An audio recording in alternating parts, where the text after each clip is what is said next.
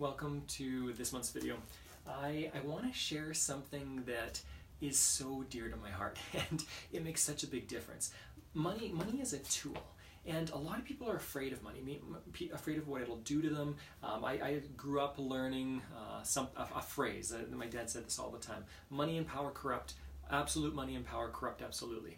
And that played a role in my life. And so I actually wanted to stay away from money. I remember leaving to Sweden and leaving to China then again, and kind of just leaving everything behind, taking like a backpack with me, kind of just very little, because I thought money would do something to me. I thought this had magical properties in some ways, okay? And this isn't my dad's fault. This is my own understandings at the time throughout the process. But a lot of people get these ideas. I think that because it's a misunderstood tool, people don't know how to use it. And I've used this before, but let's say I'm going to get my water bottle here, okay?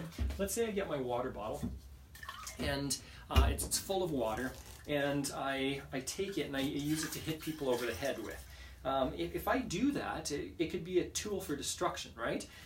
If I instead take this water bottle and go to the desert and give it to people who are in the middle of the Sahara. Now, you might ask, why am I not just flying them out? But let's say for the purpose of this, I just give them water and they need it.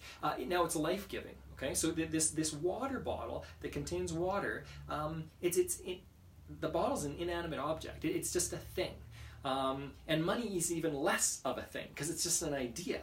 It's not even a physical thing. It's just an idea. Now, some people say, oh, well, that's after the gold standard, right? No. Even gold, even silver, anything that's been used as money for as long as history, whenever we've had this mutually agreed upon thing to trade with, it's a thing. Is gold super valuable on its own? No, it's not. I mean, it has uses, it has purposes, but on its own, I mean, it's the reason it was so popular, and silver was the same way. I've done tons of history and research into this. Silver and gold are malleable. You can shape them really easily. They're soft, and especially gold. This is why gold over silver, it doesn't tarnish. So you can dig up something from 5,000 years ago, and it still looks beautiful. It's still golden, whereas silver tarnishes a little bit. You've got to keep it, you've got to make sure that you're taking care of it in different ways. So gold was this really useful product, used for jewelry, used for a lot of things. And so because it was so easy to form into coins, easy to form into little bars or whatever it was, it's always been really useful as a piece of money. But really, all money is an idea.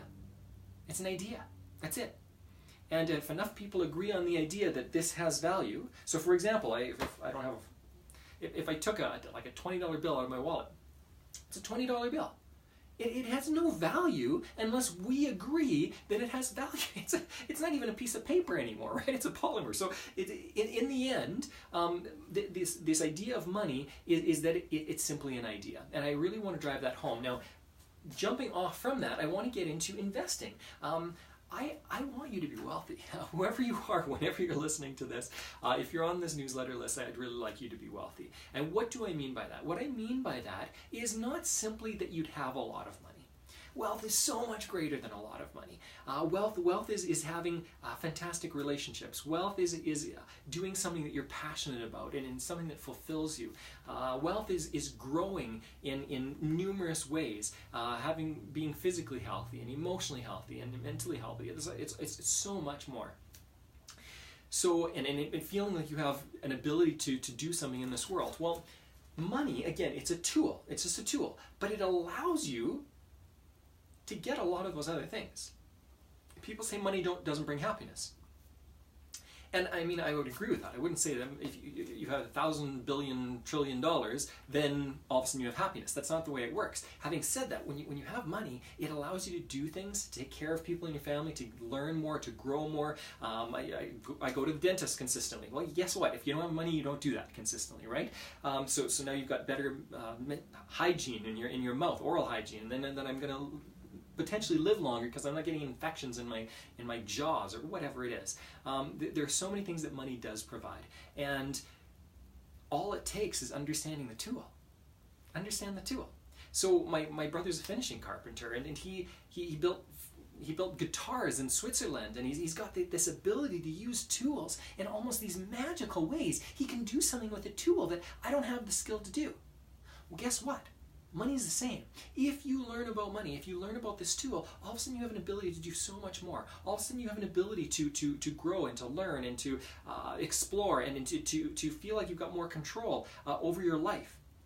You're able to manage it at a completely different level instead of feeling like you are out of control, like something is in control of you. People complain about the economy. People complain about other things. Well, this is my view. Quit whining and take action and change something in your life. This is the first step, okay? I'm going to talk about money. I'm going to talk about a really influential book for me, Rich Dad, Poor Dad. Rich Dad, Poor Dad, tiny little book. There are lots of books written about money and wealth and other things. I found that most of them are junk. Most of them are trying to sell a product. Rich Dad, Poor Dad is simply a really short read that gives a couple of concepts that are really fundamental. And that started my journey on, I don't know if you can see the books behind here. I like Robert Kiyosaki. I think he teaches some really basic concepts. Now, if you want really extensive education about money as a tool, you've got to learn. And it's going to be more than simply reading Rich Dad, Poor Dad.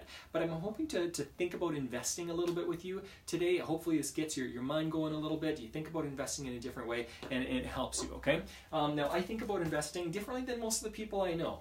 I'm kind of a weirdo even in that way, which I appreciate and I like. So I'm going to talk about 3 types of investing, or 3 realms. The first one is theoretical, okay?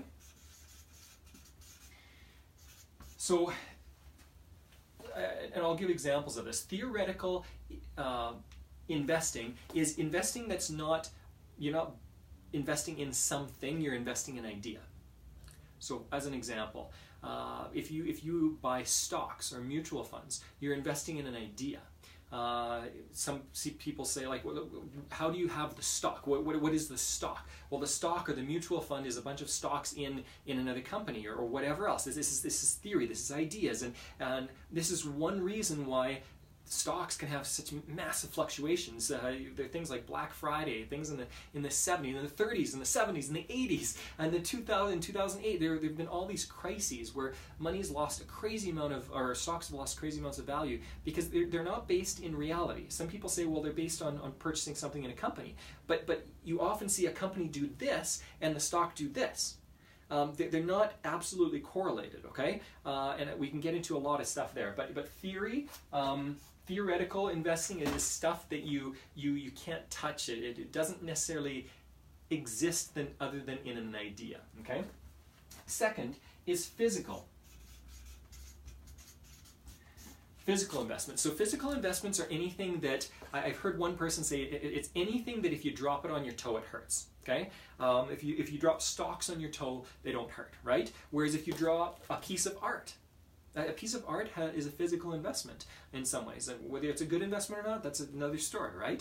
You've got to decide on whether to get into that or not. It could be, I don't know, property, real estate can be an investment. What else can be invested? Gold or silver, people use those as investments. Now, I have my own criteria of what an investment is, but these are some of the vehicles that people have used as investments, okay? This is really important.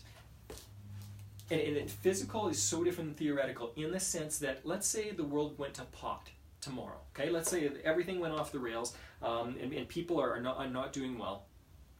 In that worst case scenario, if you had a bunch of stocks for Apple, what would they be worth? If you answered nothing, you'd be absolutely correct, okay? If we had Armageddon, they'd be worth nothing. In that realm, if everything went crazy, and this is a huge difference between the theoretical and the physical, and you're hearing my bias here, okay? I've got definite biases, and I'm going to be open about those, okay? I like physical investments more than theoretical investments.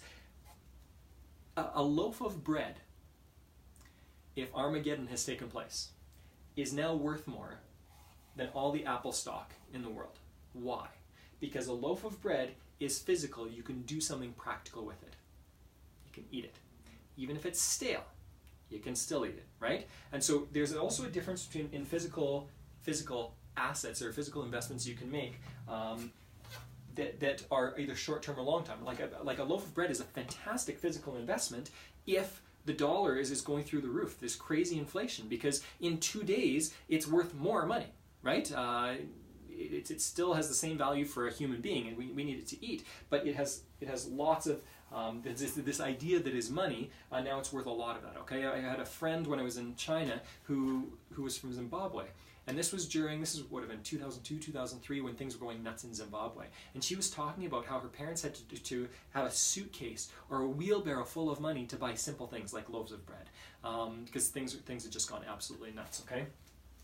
Now there's a third realm of investing, and that's business. Now I separate this in some ways because in some ways it's physical, in some ways it's theoretical, and in another way, it's completely different than both. So I'm going to separate that a little bit, okay? And then what I'm going to say is, it doesn't matter as much which area you choose. You've got to choose this for yourself. Again, I've got a bias, and it's for physical investments, and as well as business. But whatever you choose, you need to become a master of that. And this is the first thing that I want to say, and I really want to drive it home. I like two things with my investments. I really like control, and I like multiple exit strategies. And I'm going to explain these in a minute here, okay? I really like control, and I like multiple exit strategies. One difficult thing with investing is that people often give their money to somebody else. Now, if you know them really well and you trust them, that might be okay. I know that I deal with other people's money every once in a while. Having said that, it's outside of your control somewhat. Now, as soon as you invest in any of these, if you invest in something that's two relationships removed from you, or 3 or 5 or 10 or 15, you're losing more and more control. So I'll go to these as an example again. If you invest in a stock, what are you investing in? How much control do you have? Well, people say, well, you can buy or sell at any time. No, you can't. There are times where the market is locked down and you cannot trade. Legitimately, you cannot trade. So now it's worth nothing. It has no value immediately, okay? What about even if the market isn't locked down, what can you do with stocks? Well, guess what? If you decide that Apple is best suited to do something else in their marketing strategy, nobody wants to hear your voice, okay? Unless you're a major shareholder, which my guess is that if you're watching this, you're probably not a major shareholder of Apple, okay? So in that, you have very little control.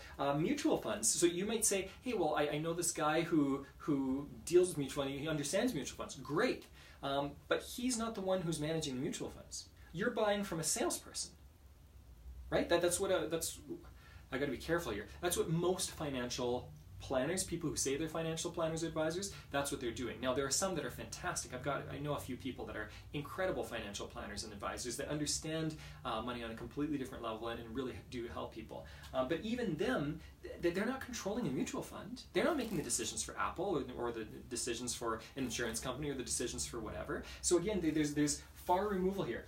Physical investments in business, one reason why I like them is that I have a lot of control over this. If it's my business, and if I have the physical investment. So some people buy gold, but they only have a piece of paper that says they have gold, and the gold is actually in a vault somewhere. Well, guess what? Again, if things went off the rails a little bit, what's the chance that you're going to be able to go down across the country to wherever the vault is and get your gold out? Slim to none, right? And it doesn't even matter anymore. And I talk about this worst case scenario a little bit, but not that it's going to happen. I don't necessarily believe that there's going to be Armageddon tomorrow or next week. But I use it as an example because it makes a point that these things are different, and in a scenario that's worse off, different things can happen. Now, again, anything that you invest in, things can go off the rails. Things can go off. So one thing is that I like control. I talked about having multiple exit strategies. Multiple exit strategies is a big deal to me, and this is why I think about multiple exit strategies, or why I talk about it today. If you have multiple exit strategies, it means that if something goes the way you didn't think it was going to go, or goes better or worse or whatever, you've got different ways you can deal with that. So I'll give you an example. Okay, do you have if you've got mutual funds or stocks, or bonds, do you have an exit strategy for when it drops, when it skyrockets, or when it remains the same for the next 20 years, or whatever it is, okay? Just what if it happened? What would you do in those three situations? Ask yourself. Same with physical, so I'll use real estate as an example again. And by the way, I don't love the idea of buying a bunch of gold. To me, it's not an investment. It's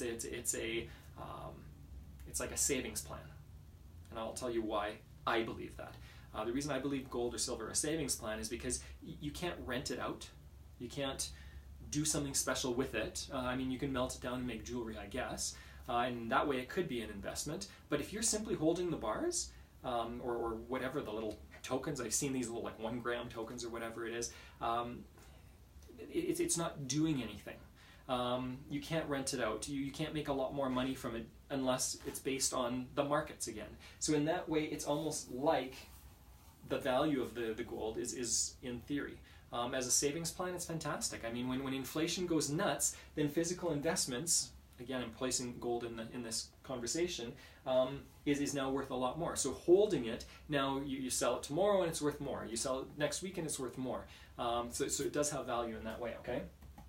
Exit strategies. So I'll talk about real estate as an example. So if I've got a real estate property, what I can do is I can rent it out. Now, let's say the market's a little bit soft or something's going a little bit weird. Well, I can suite that property. This is an exit strategy. I can suite it. An exit strategy is basically an option based on what's happening, okay?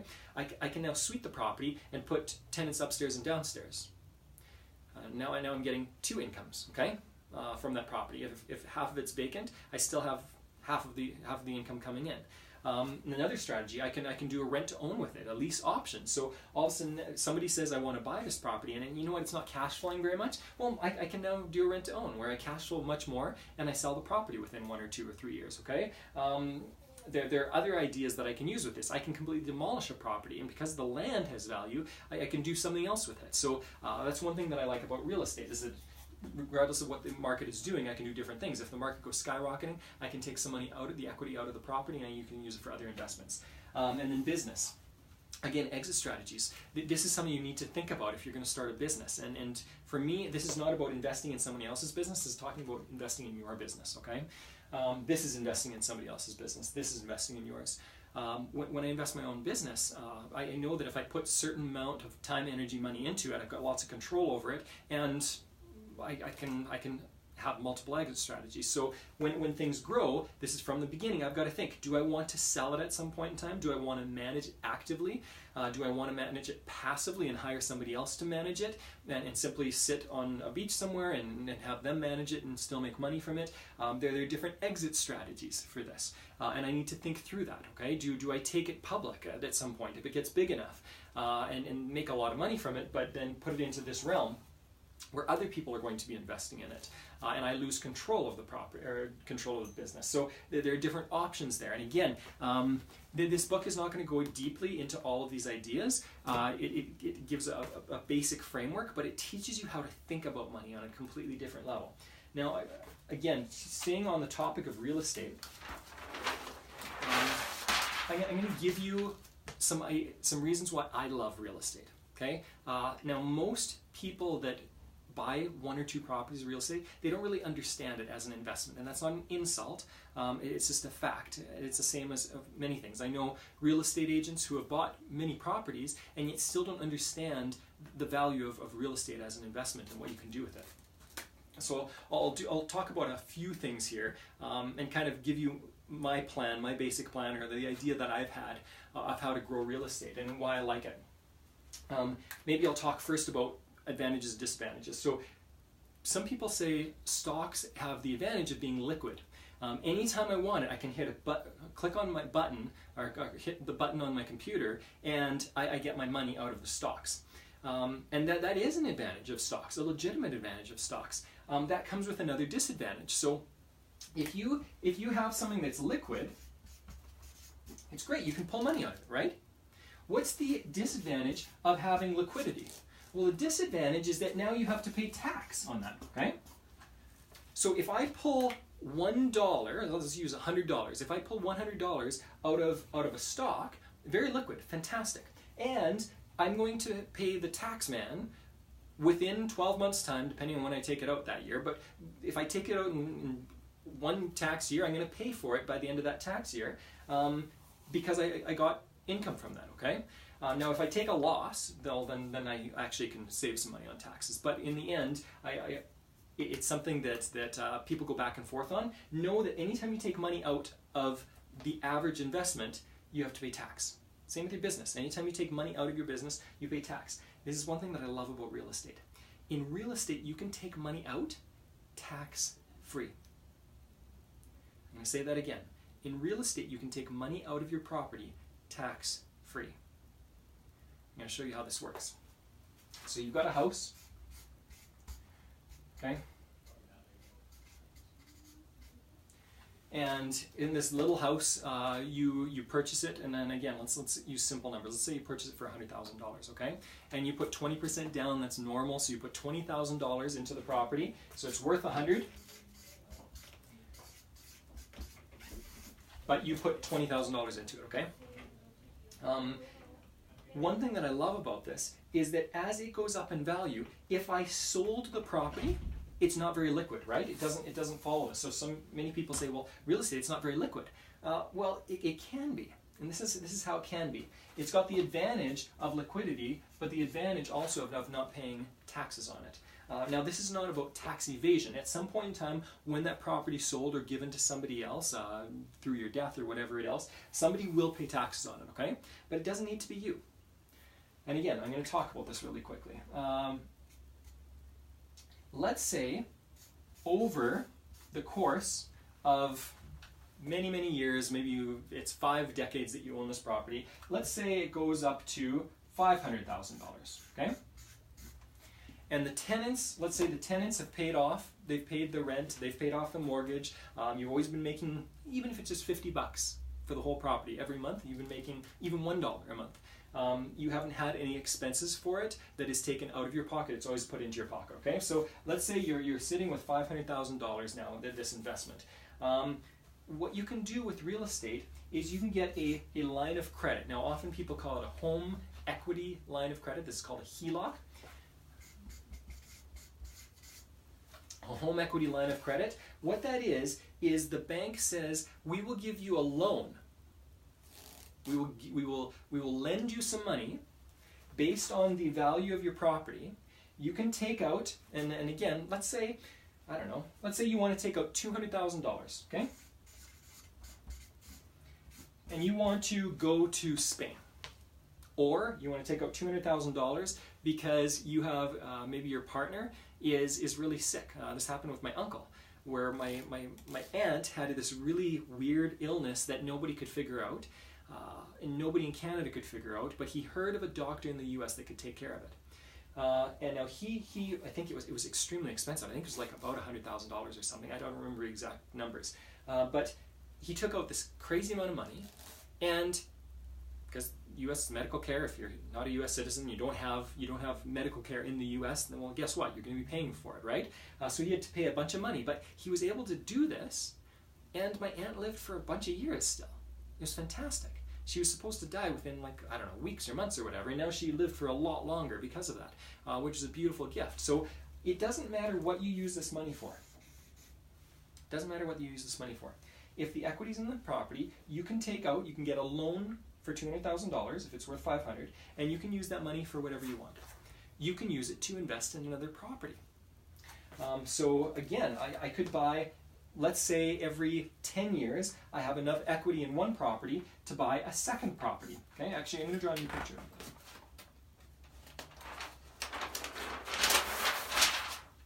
So let's say you've got one property, okay, and you decide every 10 years when it's valuable enough, you buy another property. So this turns into 2 properties, right? You've got 2 properties. Now, let's say 10 years after that, you've got enough equity in each of those properties to buy another property. So now over the course of 20 years, and actually if it's normal real estate rates, normal inflation rates and normal valuation rates, and normal real estate cycles, usually you can do it every about like 5 to 7 years, okay? But let's say it's 10 years. Well, that means in 20 years, you now have 4 properties. When you have 4 properties, and you start now paying them off quickly, guess what you can have in the bank? You can have money rolling in every month that somebody else is paying for. And if the world goes a little haywire, what do you have? You've got real estate. You've got something that is a non-renewable resource on the planet. We don't have a bunch of land coming up all the time. We actually have less land all the time with global warming. That's the way it is. So we actually have less land all the time. This is something that's going to go up in value, and it's a property. I've got multiple exit strategies. I've got full control. I can decide what happens with it. Yes, the economy can go weird. Other things can happen, but I can decide what happens to this property. I can do things to it. I can add a garage. I can add a suite. I can do whatever I want that within reason, right? There's sometimes bylaws, but I can have a strategy that will work long term. And now you've got 4 properties that are all paying, and this is all for $20,000 originally. And as long as you manage it properly, you're good to go. And now you can do some amazing things. Now again, the properties go up in value, and you still got that money. Now, worst case scenario, you can sell a property. My advice is don't sell the property. My advice is invest the money from the property into other properties. Now, again, I talked about tax-free. When you get a loan from the bank, I was talking about this $200,000. When you get the $200,000 from the bank, because it's a loan, you don't owe any taxes on it. In fact, as of right now, as of this recording, if you took that $200,000 out to invest with, the interest that you're paying to the bank on that loan is tax deductible. So now, your property, instead of paying taxes, you're actually saving money on taxes while you're purchasing more investment properties. You can do a bunch of weird things with this, a bunch of crazy things with this. And this is again, I'm not going to go too much deeper because you can go deeper really quick. I'm going to share one more thing, or a couple more things with real estate that I think is fantastic, just for the average person. Again, if you know this, great. One thing that I love about properties, most people talk about appreciation. It goes up in value, I don't care if real estate goes up in value. I mean, I like it, and I'm not going to complain about it, but really, even if it doesn't go up in value, there's so many things happen. So again, if you purchased a property for $100,000, and you put $20,000 into it, that's a ratio of 5 to 1, right? You put on 20%, okay? Now, let's say everything's normal, and in North America, typically the real estate market goes up by 3 to 5% per year. So let's use the average, 4%, okay? It goes up by 4% in 1 year, okay? That first year. It goes up by 4%, now the property is worth $104,000. This is something that's fantastic about real estate, and that it's very difficult to get in other realms. You can do it with business, but again, it takes way more work. This is why real estate, to me, is kind of a sweet spot for the average person. If it's worth $104,000, what interest rate, what was your return on your investment? Most people say it's 4%. It's not 4%. It's 4% on the $100,000, but you only put $20,000. So $4,000 into 20 means you made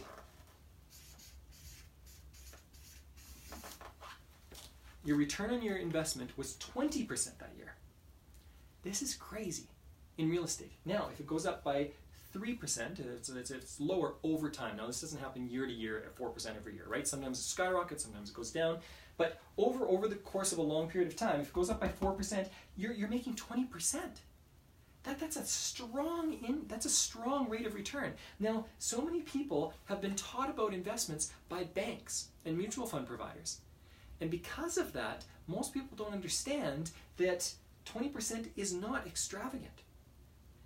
20% is what you should be expecting from your investments, in my opinion. Somebody asked me, this is about a year ago, they asked me, well, we give a 10% rate of return. And I said that's not investing for me. If I'm going to invest in something, a rate of return that I start off with is at least 10 to 15. 10 to 15% is like the lowest that I'd ever invest in something for to get a return. Why would you invest it and get something for 2 or 3%? Now here's another really cool thing with real estate. So why does this happen? Why do banks allow you to put only 20% down? Why? Because real estate is a basic human need, and it's safer for the banks to invest in. So they're willing to put down 80% of the financing. And they make their money and they're happy with it, okay? Because they're not in flipping real estate. That's not where they make their money. Where they make their money is borrowing $1 and lending it out 10 times. Borrowing it once for 2% because they pay you, no, 2%, that's high. They pay you 0.5% on your your high interest savings account. Then they take that $1 and loan it out 9 more times to other people because they're allowed to do that for the last couple hundred years here. They're allowed to do that. And now they make, on a credit card here, they're making 20%, on a home here, they're making 5% or whatever, okay? So they make a ton of money. They make money by lending. So they're happy to do this with safe investments. In their opinion, investing, real estate is typically a safer investment, okay?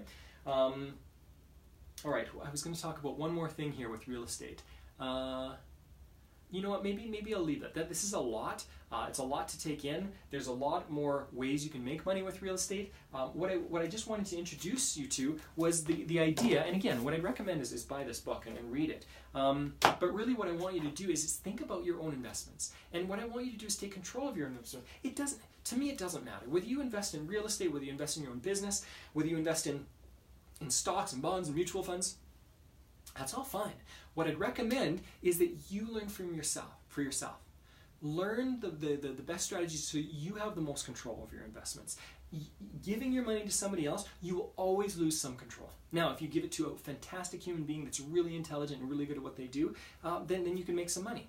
But it's always going to be best if you do this on your own, okay? If you have any questions about this, so I'm only sending this out to people that are on my newsletter list. If you have any questions about this, please feel free to ask me.